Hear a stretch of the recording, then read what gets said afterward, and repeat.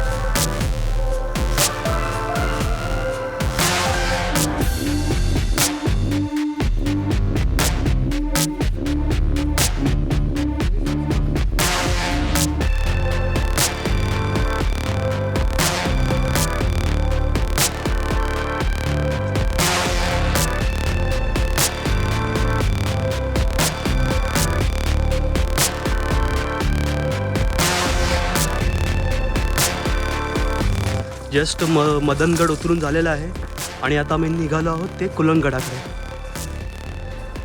तर मदनगडासाठी उजवीकडे आणि आता या कुलंगडासाठी आम्ही डावीकडे वळलो आहोत.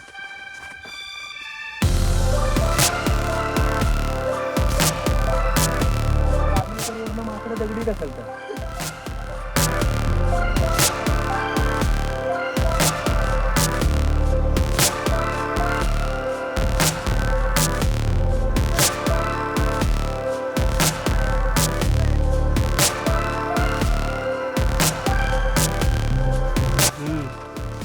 ना एकदम वरती जर हा दगड बघ, मदनगडाच्या त्या डाव्या बाजूने दिसणारा भंडारदरा डॅम, इकडे रतनगड.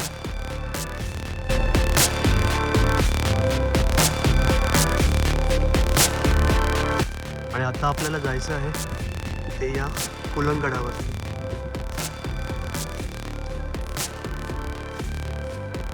आणि या मदनगडाकडून कुलंगकडे जाण्यासाठी अशा प्रकारची खाली उतरून आपल्याला त्या बाजूला जायचं आहे.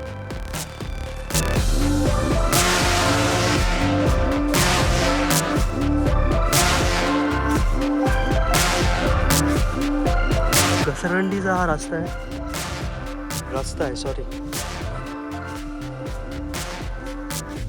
आणि समोरच असा दिसतोय तर हा दरीचा भाग. तर या दोन दऱ्यांमधली ही अतिशय खोल अशी दरी आणि त्या बाजूला आता जायचं आहे आपण. आणि हा या गडाला लागून असा रस्ता इकडून गेला आहे.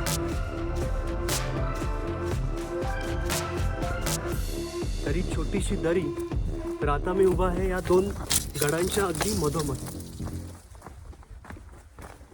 आणि परत आता आपल्याला या गडाच्या उजव्या बाजूला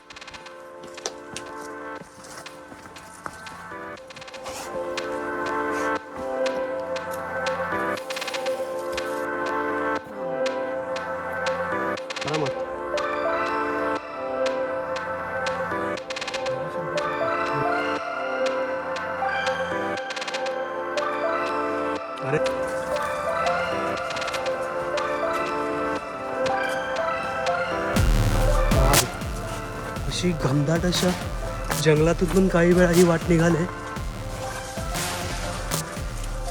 आणि हा तुम्हाला आवाज असेल काहीतरी अडकतंय, तर ती मॅट आहे माझी, त्याच्यामुळे एवढं काही नाही. अशा प्रकारची झाडे झुडपे आहेत आणि त्यातून आम्ही वाट काढतो.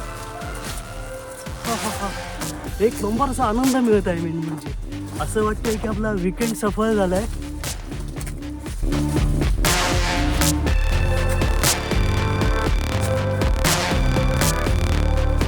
ऊन आहे पण अशी गडाभोवती जी झाडे झुडपे आहेत त्या झाडाझुडपातून वाट काढत असल्यामुळे उन्हाचा चटका देखील लागत नाही.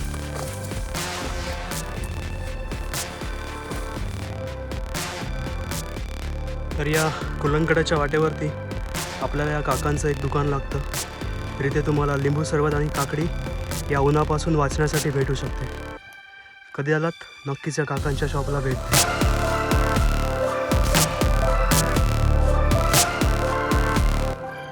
गडाच्या पायथ्याशी आपण पोहोचलो आणि ही जी फुटलेली वाट जी दिसते त्याने आपल्याला आता वरती जायचं.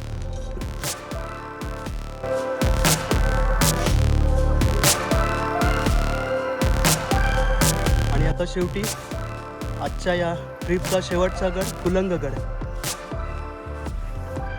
कुलंगगडावर जाण्यासाठी या अशा प्रकारच्या पायऱ्या, या बाजूला बघाल तर इकडून बघा पायऱ्या आहेत आणि त्याच्या बाजूला डायरेक्ट ती खोल दरी. ही जी हिरवी झाडं दिसत आहेत ना ती जवळपास 100 फूट खाली.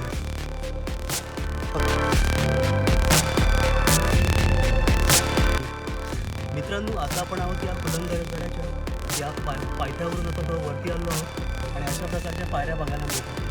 70 ते 80 डिग्रीमध्ये पायऱ्या आहेत, पण घाबरण्याचं काही कारण नाही, कारण पकडण्यासाठी प्रत्येक ठिकाणी काही ना काहीतरी आहे, त्याच्यामुळे नक्की भेट द्या.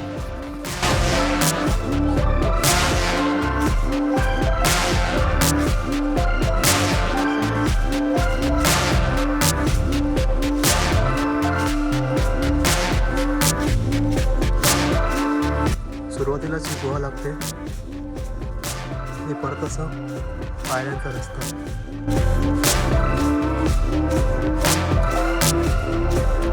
या कुलंगगडावरील या काही विशेष प्रेम.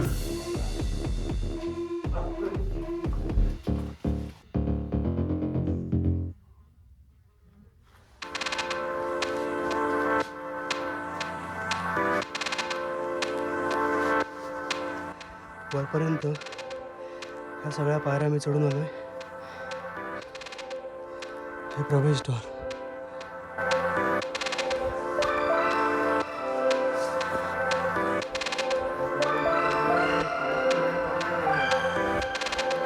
गुहेमध्ये तरीचं बांधकाम बघितलं तर अतिशय भक्कम असे हे दगड आणि या बाजूला पण ही गुहा पसरलेली आहे.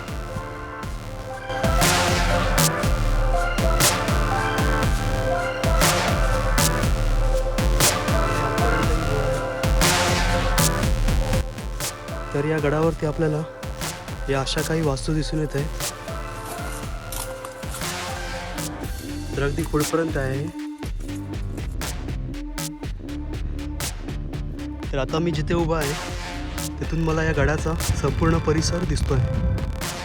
तर हे काही पडके वाडे,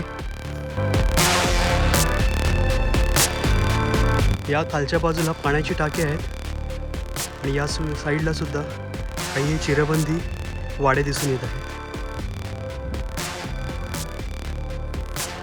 या बाजूला मला एका पडक्या वास्तूचे अवशेष दिसून येत आहे.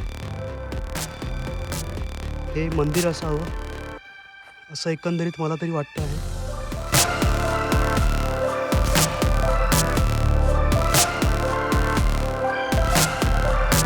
अनिकेत सर आता आपल्याला अजून काही गोष्टी या गडावरच्या दाखवून देत आहेत.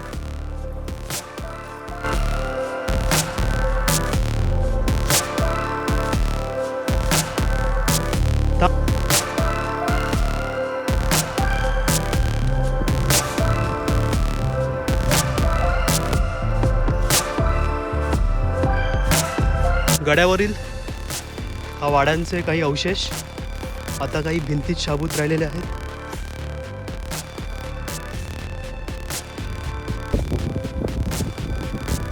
तर या गडांवरील ही पाण्याची टाकी,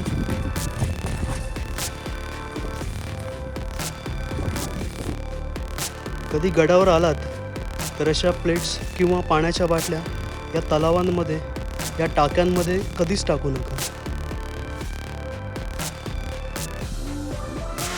गडाच्या या भागात देखील आपल्याला ही पाण्याची टाकी दिसून येत आहे आणि आता मी जात आहे ते या साईडला जो शेवटचा कड्याचा भाग दिसतो त्या बाजूला.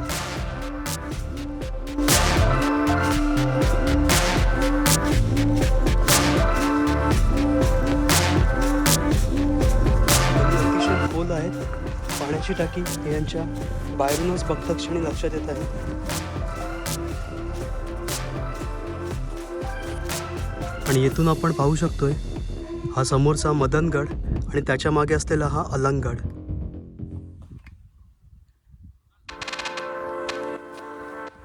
तर या भागामध्ये आता मी एकटाच आलो आहे, कारण कुलंगडाच्या हा जो गडा आहे या बाजूला सगळेजण जाणं टाळतात.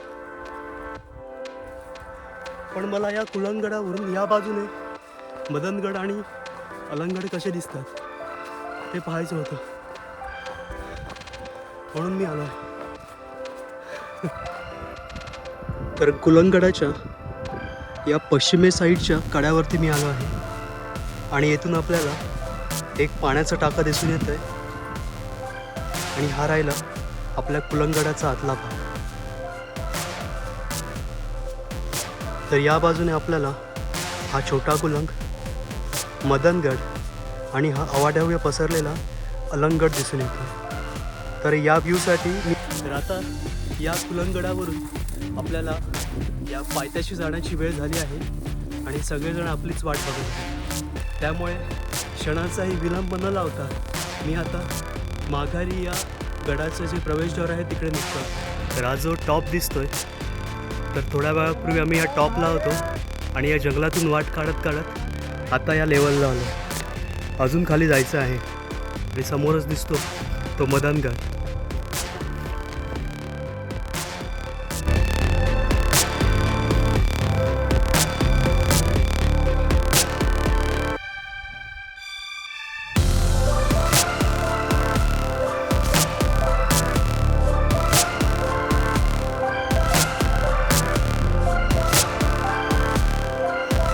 तर हा एक वॉटरफॉल, पण आता सध्या तरी उन्हाळा असल्यामुळे पाण्याचा एक थेंब दिसत नाही आहे. तर आता सपाट भागावरती आपण पोचलो आणि पुढे हा तर रस्ताच लागतो आणि आम्ही जेथून आलो ते हे किल्ले आहेत: अलंग, मदन, कुलंग, MK.